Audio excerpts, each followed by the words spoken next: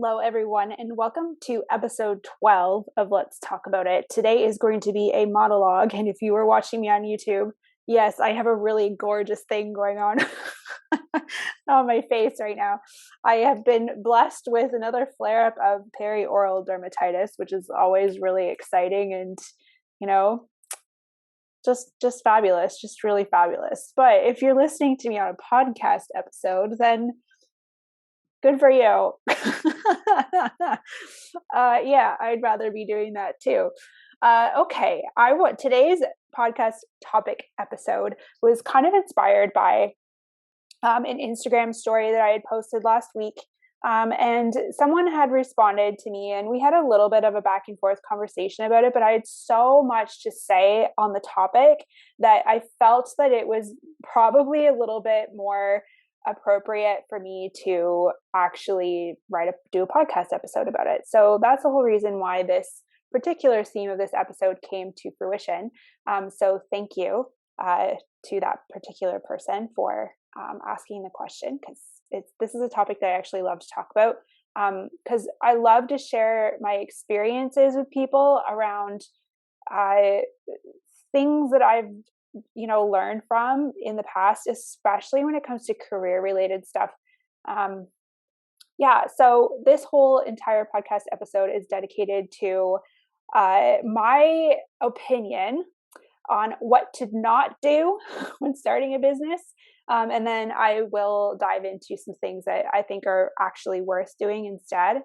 Now, two things I want to say. First off, I know that I'm probably going to forget about a few key things. And so maybe I'll do a second episode of this as well. If I feel like I really forgot some big, missing pieces, because there's a lot, I have a lot of things that I want to say about this. And then, secondly, I want to make it clear too that, first off, I don't believe in regret, just morally and fundamentally. I do believe in experiences, and as much as, the last 8 years of my career have been quite the experience, if you will, for lack of a better thing to say, I'm grateful for it. And I've learned so much, and I wouldn't be here having this conversation with you guys if I hadn't have gone through all of that stuff. So just take all of that with a grain of salt too. I think it's important to learn from people, but I also do believe that, having the experience and sometimes having the not so fun experiences are something that help with our growth. The phoenix rising out of the ashes type of mentality around that. But I do really believe that. And I think that's why I am very grateful for all the trials and tribulations that I have experienced in my business. Although I would say if I had to go back and do things again, knowing what I know now, these are the things that I would, be a little bit more wiser about. So let's get started on this. First off, just a little bit of context too, so you guys understand this. I am a naturopathic doctor. I'm trained as a naturopathic doctor. I went to school. I did my undergrad at the University of Guelph. I graduated with a Bachelor of Arts in Science with a special focus in functional foods and nutraceuticals and cognitive neuropsychology. I then went on to the Canadian College of Naturopathic Medicine, and I graduated after 4 years. It's a 4-year program with a diploma, so a Doctor of Naturopathic Medicine. It is now a degree. It turned into a degree the year after I graduated. So that's my education, my formal education. And then after that, I spent a lot of time and money investing in continuing education. So I've been all over North America for taking continuing education courses. I've been to Europe. I went to the UK. I also went to Spain to take continuing education courses. So CE is really important to me. And we're going to talk a little bit about that too, with money and budgeting and that type of stuff, because I've definitely learned some lessons along that line as well. So there's a little background context to me, because I am going to talk about my experience of entering into a practice, not in complete detail, because everyone's experience with this will always be very different. But I'm just going to kind of highlight some things that, knowing what I know now, I wish that it would have been nice to have known that stuff before. Anyways, so first off, I feel like after you graduate the naturopathic college that there's this really big pressure to specialize in something, or technically saying to have a special focus, because we're not allowed to say we specialize in things. So to have a special focus in something. And I understand where that is coming from, to have the niche so that, you can attract the right clients, that you can, gain a little bit more, just grow your practice that much faster. And that I understand. I do get it. But I think that there's a lot of ego involved in that as well. I think a lot of us, when we graduate the college, and I'm definitely guilty of this, like 100% guilty of this, where I was like, oh, 5 years after the fact, and I'm seeing these NDs like not doing very well, I'm going to do so much better than them. And, it's almost like a competition of, no, I got this. I know how to do this. And it was like quite ego driven. And I noticed that a lot too, in terms of the profession of, when people are graduating in your first and second year and what have you, just kind of like a little bit artificially inflated, if you will, with a few things. And while I don't think that's necessarily a bad thing, I do think that people feel the need to try to like hyper focus, or say they have a special focus in one particular thing, just in order to help grow a practice, which we all need to do, because we all have a boatload of student debt to start paying off after we graduate. I personally feel like that wasn't really for me. And also too, like, how are you supposed to know immediately after you graduate, like what you want to have a special focus in? Not to mention too, like if you're looking at root cause of a lot of different chronic health issues, they're all the same.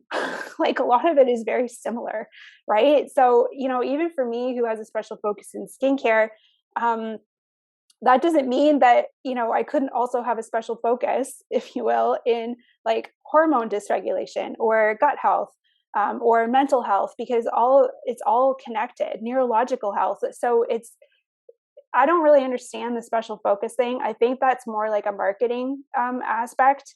And I believe that to be true. I think it's an easy way to help prospective clients understand that, if they have acne, that you're the person for them to go to. But also don't feel the need to immediately off the hop feel like you need to be like, yes, I am the person that everybody needs to go to for like acne, for example, or like a chronic gut issue, because you're kind of limiting yourself a little bit in terms of allowing yourself to explore and get a feel for, what types of clients do you enjoy working with? What types of like modalities do you enjoy working with?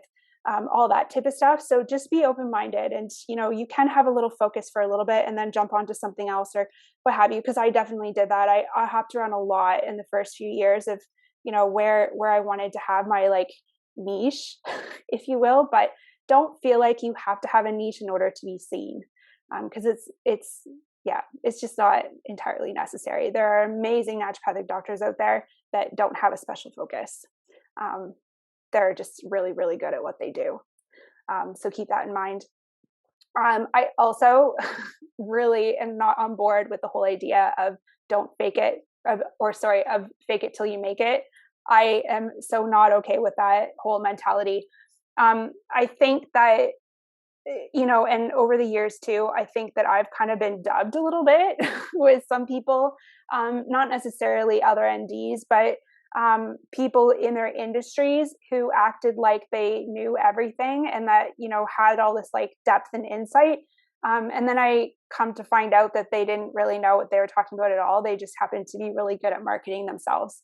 And I think the world of marketing is changing. And I'm going to talk about that a little bit too.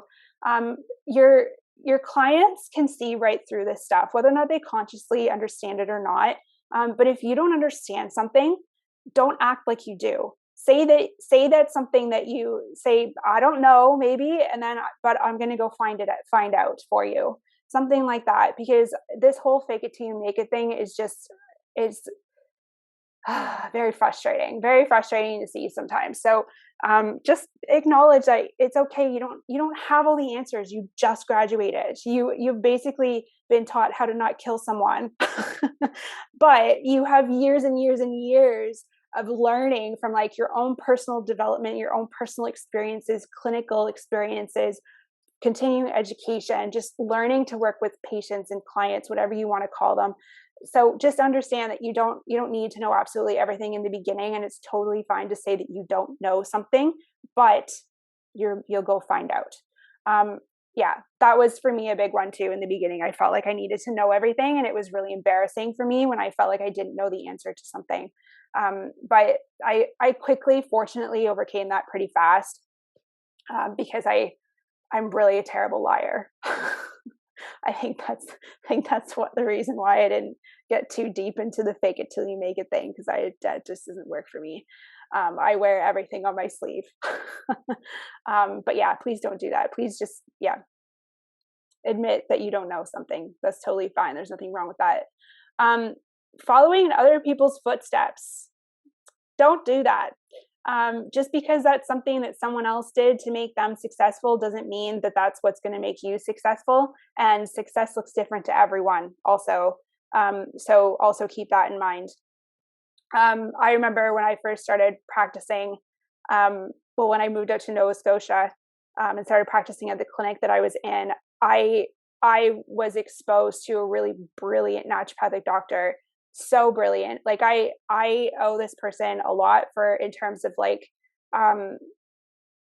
pushing me to be really good at what I was doing, to invest in continuing education, to be a little bit more expansive in terms of like what was possible for me as a naturopathic doctor. So I'm very grateful for that experience because I learned so much. However, when I look back now and see is that I was trying to become that person, and that's just where I feel like I struggled a lot, in terms of like my own self-worth, in terms of like my like not good enoughness, and as much as I think it's okay to like sometimes have a little bit of like competition, and in terms of like, I don't want to say comparison, but I'm going to say it anyways, but I hope you guys just kind of gather the essence of what I'm trying to say is I think it was good to help drive me forward in terms of excelling, and, being better, if you will, in areas that I felt I was deficient in. But I was trying to become someone who seemed to be pretty successful and was pretty successful, is pretty successful and very talented at what they do. It just didn't align with me. So I was trying to be something that I wasn't. And that's stressful. In this particular circumstance, I'll talk about this a little bit more too. I've got like this all listed out for it to say. Had I have understood my human design a bit better, I don't think that would have happened as significantly as it did, for me. So understanding my human design helped me make a lot more sense to me, and also helped me kind of like, as opposed to beating myself up because I wasn't meeting a certain standard, even like physically or energetically or just like having the energy to do things. I found it helped me kind of clarify a little bit of like, what are other ways that, I can kind of stand in my own element of what's best for Jill, and not what's best for this creation that Jill's trying to create in order to mimic somebody else. So just be really aware of like who you're trying to mimic or follow along with or become, because they may not necessarily be aligned energetically the same way as you are. So it's like you have your own special thing, right? You have your own special elements, and everyone has their own version of what success looks like, and it doesn't all look the same. And how you get there does not look the same. So just remember that. Marketing, just understand that it changes all the time and frequently. So just because someone 2 years ago was doing something on Instagram, for example, doesn't mean that that's what you have to be doing today in order to get the effects that that person was getting 2 years ago. Marketing changes all the time. And I think marketing in the beginning for me is, as a naturopathic doctor, I'm not a marketer. I'm also not a very good salesperson. Those have been things that I've spent a lot of time and money investing into to try to excel in those areas that I felt like I was deficient in order to be able to pay off my student loan, for example. But what I will say is that just don't follow along with what someone did 2 years ago that made them successful, because what was 2 years ago was trendy then is definitely not now. And again, I'll talk to that in a little bit too, of some alternate things that I think are really important. Budget. I am not a budgeter. For one, I will say that. Am I a poor money manager? Maybe on some level.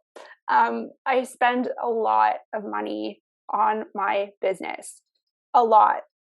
Too much, to be honest with you. Because I'm always put money into the business. And that's great and everything. I think it's important to do. But I also think that there needs to be a budget centered around that, because, you could take all the continuing education courses in the world, but that isn't immediately going to excel your practice, or it isn't immediately going to excel your business as much as maybe you might think it does. But take that with a grain of salt. I do still think continuing education and investing money into your business is important. Just be wise about how you're doing it. That was something that I don't think I really quite understand. Yeah, maybe understand, but also understood, did not understand at the time.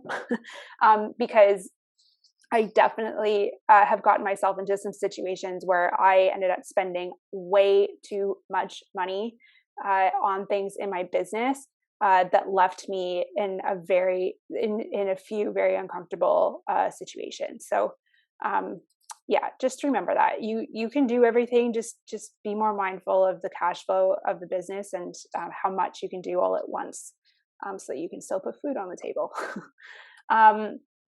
Business coaching. Yeah, the business coach thing to me is a double-edged sword, I'm going to say. I have invested almost too much money in business coaching, in my opinion. I have spent so much money on business coaching. And while I do think that some of it was helpful, and again, it was the experience of it and what not to do, kind of learning from that perspective, although I don't know if I needed a $50,000 lesson. But I did learn a lot. Although I will say, I really don't think that a lot of business coaches out there are, again, I love you business coaches if you're listening to me. Find one that you resonate with. And also don't spend a buttload of money on them, because honestly, in my opinion, what I personally experienced was that I was trying to get a business coach to compensate for my own insecurities, thinking that they were going to teach me how to become successful, how to make money, how to bring clients in. But all I end up feeling like I was doing was being phony and a little snake oily, because I was doing my best to follow along with what I was spending a ridiculous amount of money getting this business coach to teach me. So, yeah, just be really, really cautious about who you choose to work with. That's actually the reason why last year I had started up doing business coaching for people. because I was just so angry, if you will, or, frustrated with the experience that I had, because I didn't really feel like I had an opportunity, or I had an experience with a business coach that I felt was expansive or helpful, as helpful as I was hoping that it would be, I guess. So that's why I started doing business coaching for people as well. And I actually really enjoyed it. It was a lot of fun. So yeah, I do and was doing business coaching a little bit more actively at one point in time. And that's exactly the reason why, because of the fact that I just felt like there were so many missing pieces. And if you will, the whole idea of masculine versus feminine marketing, and the whole idea that, the masculine is all that like superficial stuff, if you will, like, knowing like when to post on Instagram, or to create funnels, or do webinars, or, learn about Facebook ads, how to do sales calls, all that type of stuff. And that was great and all. Like I did learn a lot of, what I felt comfortable with, what I didn't feel comfortable with, what I felt morally aligned with, and what I didn't feel morally aligned with. So from that perspective, that was good. But then I also really strongly felt like the feminine aspect, or just like that, almost like personal development, in a sense, kind of a life coach element, was really missing. And I really believed that the two need to be integrated together. And I wasn't receiving that, from what I was involved in, which I will say might have been a little bit of my own stuff going on. So I'm not like against the business coaching stuff by any means. Just be really mindful about who you're working with, and don't sign long-term contracts. You do not need to work with a business coach for a year. That's ridiculous. So ridiculous. And yeah, just be really aware about who you're working with, and the time frame. And the flexibility of the contract is also really important. So if there is not an exit clause in that contract, do not sign it.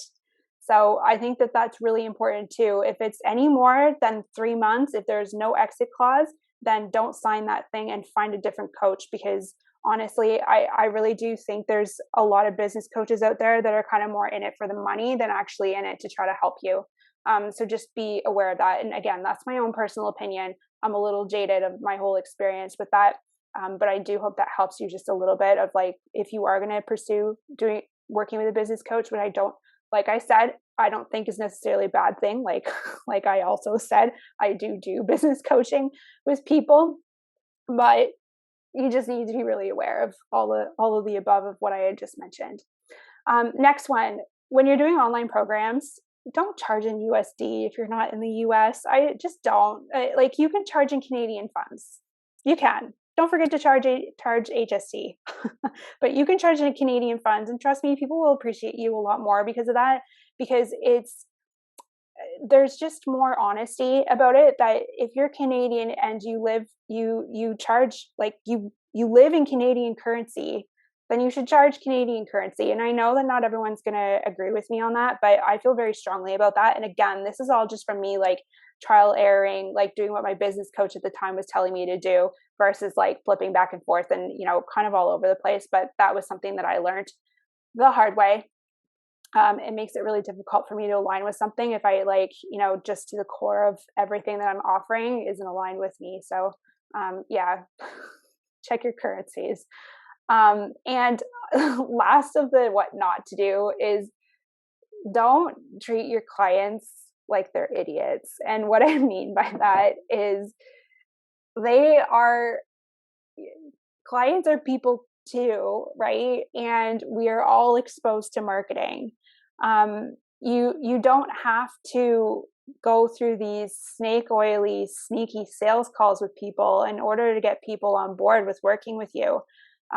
Even the other day, actually, I was kind of misled into hopping on a sales call with someone when I was told that it wasn't a sales call. And, I find it honestly a little offensive that, people seem to think it's okay to treat clients like that. So your clients know, and they're smart. Like, they are just as exposed to being marketed to as you and I are. So just be aware of that. You don't need to ask them these sneaky questions and, guilt trip them in a sense of like trying to get them to work with you, because my biggest pet peeve question that even this girl the other day had said to me was along the lines of is like, well, how much money are you going to lose not doing this? It's like, if someone's not comfortable working with you, then they're not comfortable working with you. It just ended at that. If they are eventually someday, then they can get in touch with you again. And just change that kind of like, if you are doing sales calls or feeling like you have to, just don't. Like I just there's a different way and there's a better way to do that stuff, and it comes from a place of being genuine and being honest with what you're doing, which kind of segues into what to do, which is understand that your clients are your equals. You learn from them just as much as they learn from you, and they don't need to be sold or marketed to. If they're going to work with you, then they're going to work with you. If they're not, then they're not. And there doesn't need to be this like guilt tripping or making people feel bad in order to like get on board with working with you, because honestly, anytime that's ever been done to me, it's left me with a very sour taste in my mouth, and has lessened the likelihood that I actually want to work with these people or that person who, kind of snake oiled me, if you will. So just, it's okay to be honest and open, because to me, the future of sales is that. The future of sales is being genuine with the people that you're communicating with. And we're the whole like idea of, that masculine form of sales and marketing, also a little bit like patriarchal, where, you've got like you, the salesperson, and then these people that are going to buy from you. It's like, no, there's going to be a shift in that. And it'll be like you, the salesperson, or, the person that's selling the item, and then everyone else will be around you on the same playing field. And so I believe that the future of marketing is a collaboration. The future of marketing is real time honesty, being as genuine as you possibly can, being transparent, being as transparent as you possibly can be. And even if you are doing like packages of any way, shape, or form, then have like refund clauses or exit clauses, if you will, depending on how much the program or whatever is, because I do believe that, they're up to a certain price point, because it's anything under a certain amount of money, it's just, that's not really worth refunding. But you'll know what feels right to you. There is no black and white number to it, because I think it's kind of more an energetic transaction more than anything else. So that's what I have to say about that. Trust that you already know how to sell your own product and service because you believe in it. And you don't need some like fancy marketing ploy to get there. Like, yes, it can draw the attention of people, but like I said, the world of sales and marketing is changing. And I believe like honest one-on-one communication, from one human to the other human, not from a business to a customer. That's going to be the future of this. So just, if you believe in what you have and what you're going to share with people, then that's all you need, really, because the right people will come to that, and you will be doing, sharing on social media platforms or to your email list or whatever. Even if you want to do marketing, it'll come from a place of honesty, because you genuinely believe that there are people out there who could benefit from what you have to share with them. So yeah, drink your own Kool-Aid. If you're not drinking your own Kool-Aid, then it's very difficult to try to get on board with trying to sell something. And after all of that too, I do take some marketing courses if you feel like you need it. But it's not worth as much money as some of these high-end business coaches charge you. I just don't believe that it does. And I do think that, like I've already said a million times, that the climate of marketing is changing. So, marketing the way it is right now is, it's just changing. So just be okay with the fact that, you don't have to post on social media every single day at the exact same time in order to improve the algorithm to get people to pay attention to you. There are many other ways to get, the right people following along. And it doesn't include stuff like that. So again, this is where human design stuff for me personally was really helpful, in terms of understanding that I don't need to follow suit with everyone else. I can just do what I want and how I want to do it, which has been a godsend for me personally, to not feel like I need to get in line and follow along in order to be successful or to get the right people watching or collaborating or, in my tribe, if you will. Have faith. Just have faith in what you're doing, because it's not easy. And Amanda Francis says something, and I'm not going to say it exactly how she does, but it's along the lines of faith is when, for example, you get to a sales date, the end of the sale is over, or the end of the enrollment is over, and nobody's booked in, or very few people, or you haven't met your goal, if you will, of what you had in mind of how many people you wanted to get in, but you still believe that it will happen, or you still believe that, the next round will get bigger, or you'll attract more people as you go along. Because marketing can be easy. Growing a business can be easy. It's all a mindset thing. And believing that it's easy, or believing that, things will happen, is the way that you're going to be able to stick with this in order to make it happen. I'm 8 years into owning my own business. And while I've done a lot of shifts in how the business operates and how it drives income, I'm still feel like I'm at the beginning all the time, constantly. But what keeps me going is that I believe that I'm getting somewhere, right? I believe that, I have faith that what I'm doing is going to work, and is going to get somewhere, and is going to achieve these ideals that I have for the business. And I think, just standing by and believing that, because you're going to go through a lot of tough times. And I think that's just part of the whole experience of a business. But just believe in yourself, believe that you can do it, ask for help when you need to, and then just have faith that it'll all work out. And then lastly, I want to say is go to therapy or get a life coach, or like I said about the business coaching thing, if you want to pursue that, just make sure that person is also going to touch on, your personal life, and mindset, self-worth, because that to me over the past 8 years has been the biggest roadblock in my own development personally, but also just how it reflects in how the business is run. So definitely find a therapist that you resonate with, speak to that person regularly, or a life coach or a business coach who touches on that type of stuff, because I really do believe that that's incredibly, incredibly important. So I think it's hope that I got through everything that I wanted to talk about. This is I love this topic, because I love being able to share what I've experienced over the past 8 years, and what I found was helpful, what I could have probably done better. So of course, if you guys have any questions, or if you want me to make a part 2 of this, I'm sure I have a million more things to talk about. So just let me know. I'm here if you guys have any questions, obviously, because I want you guys all to succeed, regardless of what profession that you're in.